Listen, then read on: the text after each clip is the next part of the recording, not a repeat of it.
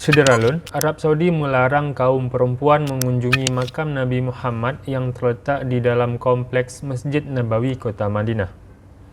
Pada Minggu 9 Januari 2022, Kementerian Haji dan Umrah Arab Saudi menetapkan hanya kaum laki-laki yang boleh berkunjung ke zona makam Nabi Muhammad SAW di dalam Masjid Nabawi atau dikenal dengan Raudah atau Taman Surga.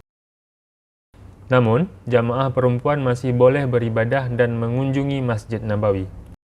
Para kaum pria yang ingin mengunjungi Raudah pun harus mendaftar terlebih dahulu melalui aplikasi @marna dengan waktu tunggu selama 1 bulan ataupun 30 hari menurut laporan koran Saudi Okaz.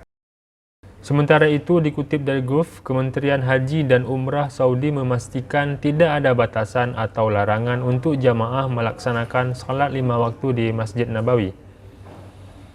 Namun bagi para jamaah yang ingin beribadah di kawasan Raudah dan mengunjungi makam Nabi Muhammad, tetap harus reservasi terlebih dahulu via @marna.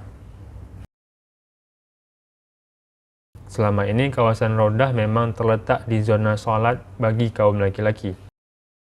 Para jamaah juga harus menyertai sertifikat vaksin COVID-19 lengkap yang terlampir dari aplikasi Tawakkalna. Arab Saudi sendiri sedang mengalami kenaikan kasus harian COVID-19.